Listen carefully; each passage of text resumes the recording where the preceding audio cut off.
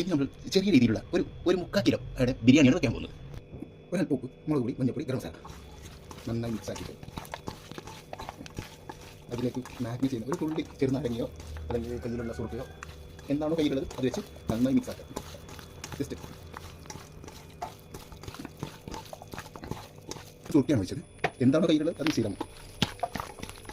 ഇത് എളുപ്പ ബിരിയാണി എന്ന് പറയും ഇതിനെ. ഇത് നമ്മൾ ചിക്കൻ ബിരിയാണിൻ്റെ പീസല്ല, ഇത് സാധാരണ കൊണ്ടുവരാൻ ഒരാൾ വീട്ടിലേക്ക് കറിക്ക് കൊടുക്കുന്ന കോഴിയായിരുന്നു. അപ്പോൾ ആ കോഴി വെച്ച് ബിരിയാണി ഉണ്ടാക്കാം. ഒരു പെട്ടെന്ന് തോന്നിയ ഒരു ഐഡിയ ആയിരുന്നു. നന്നായി മിക്സ് ചെയ്യാം.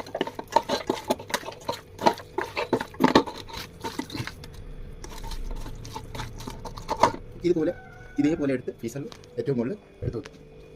അരി ഇത്രയേ ഉണ്ടായിരുന്നുള്ളൂ. ഈ അരി വെച്ചിട്ടാണ് ഞാൻ ഇന്ന് ബിരിയാണി എടുത്തത്. പാട്ടിൽ ഇത്ര ബാക്കി വന്നതാണ്. പെരുന്നാളിന് വാങ്ങിയ അരിയുടെ ബാലൻസ് ആണിത്.